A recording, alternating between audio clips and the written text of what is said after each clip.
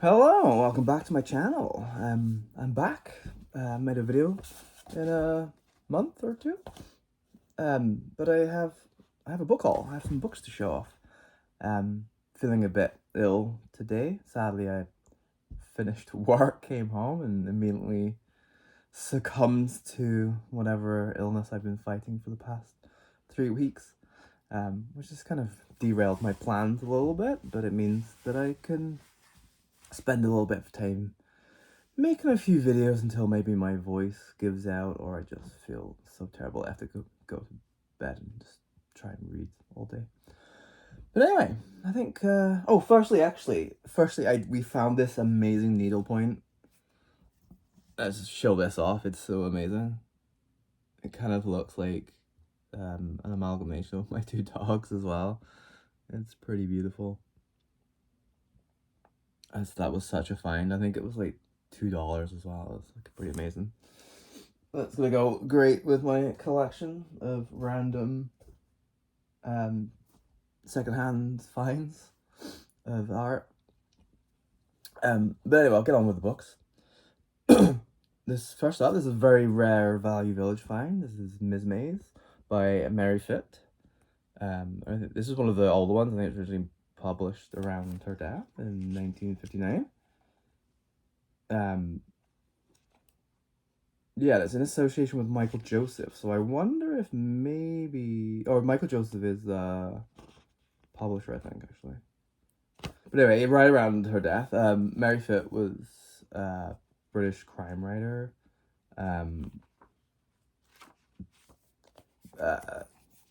Started a little bit after Agatha Christie. I think she started writing crime in the 30s.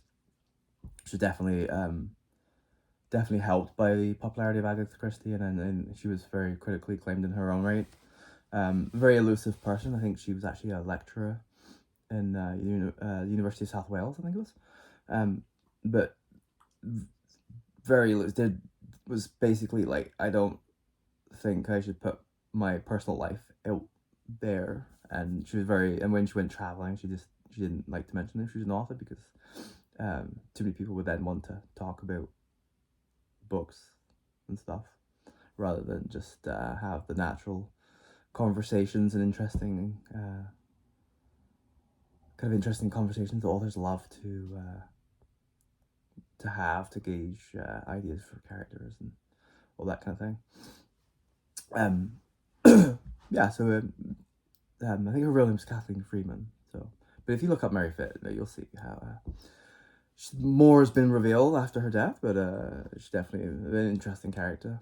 I think a lot of her books there was a lot of unlikable characters and stuff that they were very critically acclaimed in her heyday. Very since her death, I think most of her works are out of print, which is not uncommon for old crime writers, even critically acclaimed ones. So yeah, that was a great find, a great old Penguin books find, especially in a Value Village. They tend to be terrible for books, at least around here. Next I have up The Chill of the Night. I think this was the first one in Chill of the Night by John Lutz. This is the first book from Book Haul that I got from the Friends of the Rudo Lakes Library, which is our local library support charity, I guess. They basically raise money for the library to do just to kind of basically supplement the budget and do a lot of the things that the library doesn't have the budget to afford to do. And one of the main parts of that is they buy all the French language books. As there's not enough French speakers here for it to come out of the main budget. But it's important to buy the French language books, even in a small community like this. And there's a bunch of other stuff they do, and they're very good. They're very good. Very friendly people that I met, and usually every time we have some sort of fair. So it was the Maple Syrup Festival, a couple of weeks ago, and they have a ginormous book sale. It's like just basically little town hall. They just fill with books. They just get lots of donations and ex-library books, and you just grab whatever you want and you pay whatever you can.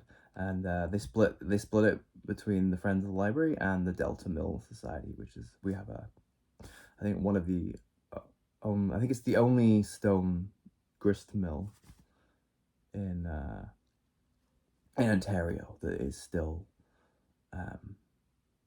standing. So it's quite the quite the interesting historical fact that we have here in our little sleepy township. But yeah, this is John Watts, Chill of Night. He's that great kind of sits in that brilliant kind of the Venn diagram of crime fiction, crime thriller, horror thriller. Famous obviously for Single White Female, which I really enjoyed. This is actually 2006, I think. So he's writing, because Single White Female, I believe, was like 94, 95. So he was writing a lot longer than I realized. It's got praise from Tony Hillerman, John LeScroat, Harlan Coben. Like, he's definitely an author. Yeah, I'm interested to read about this. I think it's a detective is forced into early retirement, and there's a serial killer on the loose, and he's basically dragged out of retirement, which I don't think he was enjoying anyway. So the 23rd of April was Saint Jordi, which is St. George's Day for the English-speaking world. And in Catalonia, it's basically a big celebration of books. So it's generally you buy your loved one a book. And we lived in Barcelona for a couple of years, so we like to continue that trend. And so I got Carmen. And also it has Prosper Mérimée. I think it's Prosper Mérimée. Sorry, Prosper Mérimée is the author. Sorry, the other is Carmen, and it's the Venus of Ile is the other novella. Obviously this is the novella that was that Bizet based the famous opera on, and I think also he did adapt Venus of Ile too. This is set in the Basque Country, I believe, in Spain, even though it's written by a French person. It is also is also important to me. I've actually never read this. It's also important to me because this Carmen is basically considered to be one of the progenitors of the femme fatale, and obviously being a big fan of 1920s to 1940s hard-boiled fiction, and then into the noir. I'm a big fan of the femme fatale. So yeah, this is interesting. So yeah, I need to read this. I also need to read some Zola, because Zola also definitely is part of the progeny of a lot of what became American hard-boiled and noir fiction. So yeah, very excited about that. And now there's a whole bunch of non-fiction books from that ginormous book sale, and most of these are ex-library books. So we have The Myth of the Muslim Tide. Doug Sanders is a Canadian journalist, mainly based elsewhere. I think he's currently based, or at least at the time of writing this, based in London. He's also written about Muslim extremism and Muslim kind of how does he Muslim extremism, Muslim I guess like centrism. He doesn't say centrism. He explains it better, but essentially he's spent a lot of his time writing about the more political social side of Islam. I've basically read the opening chapter kind of introduction, and he does make a lot of pains to say that it's not a defense of Islam. It's more, it's kind of just more about kind of checking the kind of racist thing that Muslims are overtaking the West. It's more about it's more about anti-Islamophobia than it is about Islam or Muslims, basically. It did make me feel a bit off how much he was saying, "Don't get me wrong, I'm not a fan of Islam," kind of thing. Like, it did have that kind of essence of when during the civil rights era, when people were kind of saying maybe you shouldn't kill black people, and but I'm not a lover of, like, I'm not like end lover, basically what the people were accusing them of. It felt very weird. But I'm sure I'm still reading it. I'm sure it'll be interesting. This is an interesting one. Persona Non Grata by Tom Flanagan. This is very Canadian. I don't know if most people will know Tom Flanagan. Probably a lot of people in Canada won't even recognize Tom Flanagan's name. He's basically university professor, but also probably most famous for being an advisor to Stephen Harper during his prime ministership. I believe he was during his prime ministership. But essentially in 2013, he essentially got cancelled because he was giving a talk at a university, and he basically made comments about I think he basically said he thought that the punishment for viewing child pornography was disproportionate. It was like was overly sentenced, essentially, and people took that as a defense of pedophiles and people who watch child pornography. I don't know if that's technically a pedophile, but no, I guess it is. It is. So basically, yeah,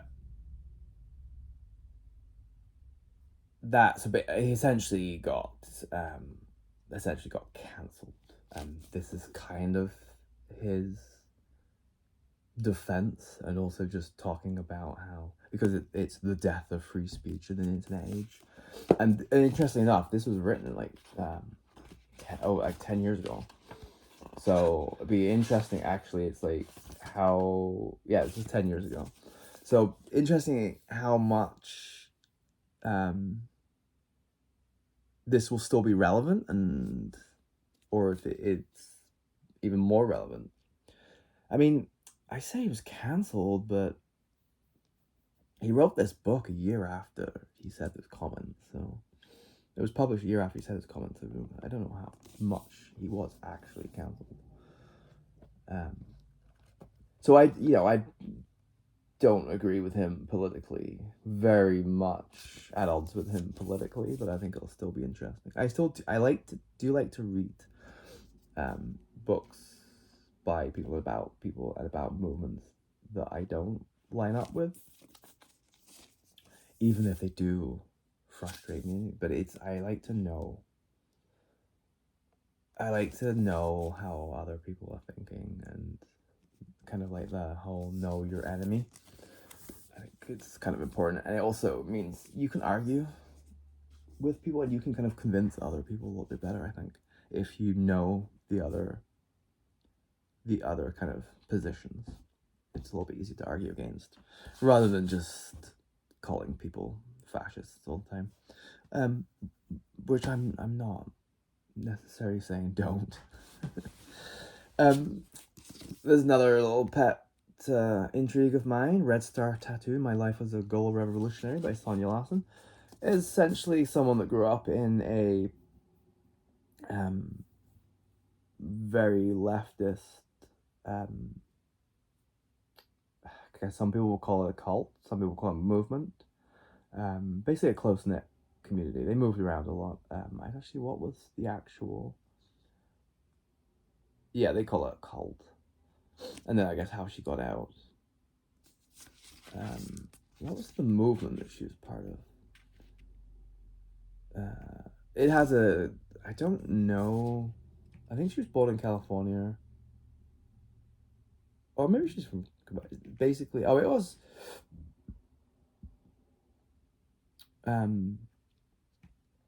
So yeah, basically they're in a commune in Quebec, and they hitchhiked to the one in California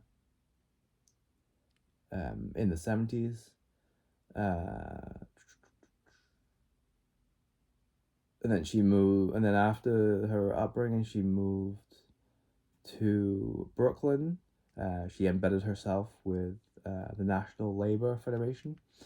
That was it. What was it publicly known as? And basically, privately, it was the Communist Party USA Provisional Wing.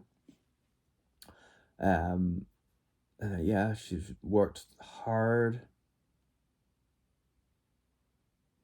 I think basically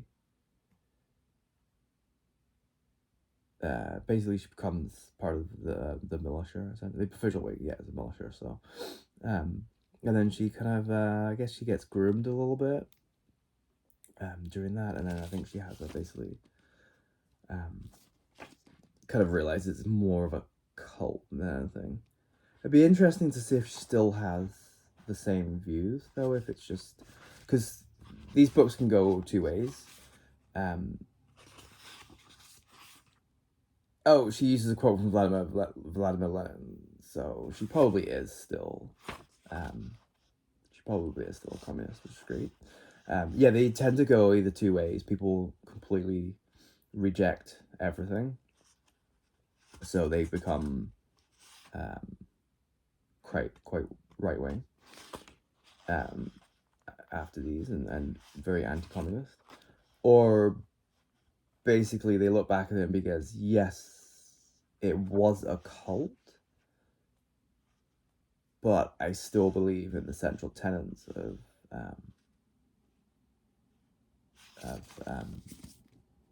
public ownership of public ownership of like the means of production and things like that. So yeah, it looks like she still is definitely left leaning. This is a very interesting one. The Invisible Bridge, The Fall of Nixon and the Rise of Reagan by Rick Perlstein. I don't know Rick Perlstein, but I bet some of you political buffs will probably tell me that he's very good. He is blurred by The Nation, The American Spectator, San Francisco Chronicle, Political, and Stephen King. Even the non-horror books, you get a obligatory Stephen King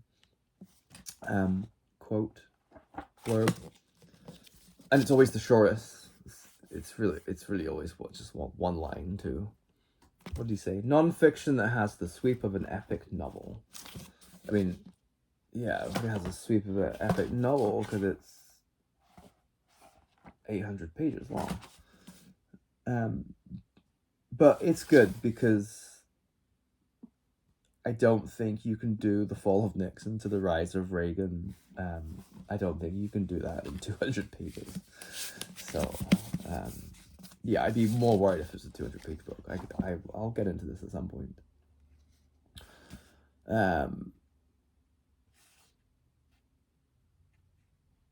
So yeah, this sounds very interesting. I don't really have time to go into it in too great depth. What's Rick Perlstein? Rick Perlstein is the author of Nixonland, The Rise of President, The Fracturing of America, which was a New York Times bestseller, one of the best nonfiction books of the year, by more than a dozen publications. Wrote about Before the Storm by Gary Barry Goldwater, and The Unmaking of the American Consensus, which won the 2001 Los Angeles Times Book Award for History, and he lives in Chicago. So he probably knows his stuff. And it's a very interesting, very frustrating, but very interesting period of American politics. And I do quite like reading about politics. This is also another really interesting one. I guess again, a bit niche. It's An English Affair. And it is Sex, Class, and Power in the Age of Profumo. So it's mainly about the Profumo scandal. It was published to coincide with the 50th anniversary of it, too. Which, even though the Profumo scandal happened in the 60s, it was still heavily referenced when I was growing up. In the 90s, so it definitely cast a long shadow over British, but especially English politics. Probably the greatest scandal to hit British politics until probably the Iraq War, all the Iraq War scandals, and then the current crop of scandals of the current Tory leadership of the last 14 years. But yeah, I mean, interesting. I don't know too much about it, actually, even though it was heavily cited. I don't actually know too much about it. I just know the basics. And we have Day of Empire by Amy Chua. How hyperpowers rise, the global dominance, and why they fall. I have a few books like this, actually, about basically death of country, death of empires, how societies change and devolve, essentially. But yeah, it'll be interesting. It has the first hegemon, Rome, China's golden age, Mongol Empire, purification of medieval Spain, which basically the Inquisition, the Dutch World Empire, which I guess the Dutch Empire did spread non-Catholic and non-Orthodox, more like Protestantism across the world, so like non-Catholic and non-Orthodox Christendom.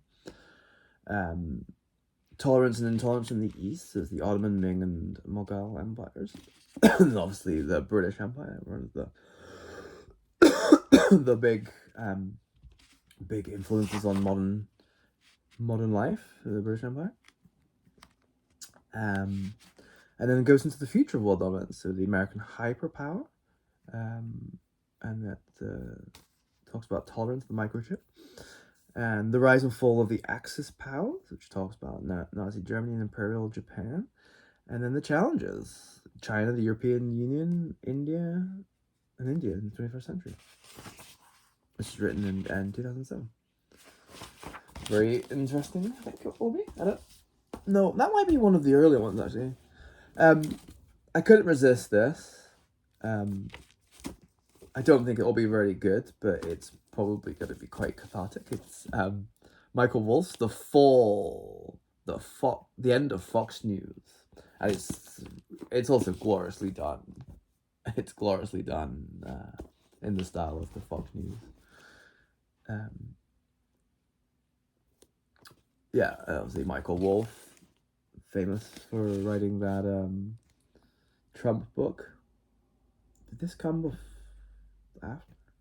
Fire and Fury, yeah, it came after. I guess he did a whole trilogy. He did Fire and Fury, Siege, and Landslide. I barely remember Siege. I did not remember Landslide. I read Fire and Fury. It wasn't great. It was kind of funny, but it wasn't great. Oh, lol. That's funny. Someone's put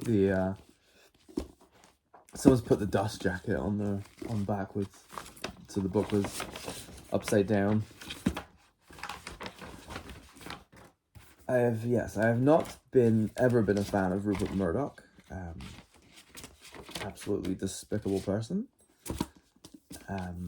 And has a lot to answer for in terms of who he has supported, and the what he's put on TV. Absolutely disgusting. And definitely one of the things that really ended my tolerance of the SNP and independence movement, and especially around the referendum, was Alex Salmond was very much in talks with Rupert Murdoch to potentially produce a national broadcast of Scotland, or a broadcast, basically not a national broadcaster for Scotland, in independent Scotland, and I just was not okay with that at all. It would have been a terrible idea, and it just really kind of cemented what some of the SNP. There's some good people in the SNP, don't get me wrong, but the general kind of central power of the SNP really kind of showed me it seemed that it was more of a politics of opportunity than a politics of hope and people power. And then the last book, Inside the Kingdom: Kings, Clerics, Modernists, Terrorists, and the Struggle for Saudi Arabia. Don't know a lot about Saudi Arabia. I have not read much. I don't think I've read anything about Saudi Arabia. So I think would be very interesting to read. Obviously they're very big in the world stage right now. They are one of the few American allies in the Middle East, but they also have a very repressive government. So this guy really seems to know what he's talking about too. I think he spent a lot of time in the Middle East, especially Saudi Arabia. He's written a few books. So yeah, I think he's lived for the last 3 years. He's lived in Jeddah, Saudi Arabia. He's the author of 20 books, including Majesty of the Year 1000 and the New York Times bestseller The Kingdom. So I guess this is more. He wrote The Kingdom, and now this is Inside the Kingdom. Yeah, so I'm very interested to read this, and that's it. Let me know your thoughts on any of these books. Quite niche, so I'm not expecting anyone to have read any of them. Maybe someone's read Carmen, or maybe possibly the John Lutz, even though the John Lutz probably is also quite niche. I don't hear a lot of people talking about John Lutz on BookTube, actually, interestingly enough. I guess they are quite niche. But that's always what happens when I go to these ginormous book sales locally. Just kind of getting rid of all the books that no one's taking out anymore, so that's not surprising. And a lot of them were kind of quite topical when they were released as well, so I understand not many people want to get them out now. But their loss is my gain, I guess. So yeah, have a great day. Hope to see you all soon, and take it easy.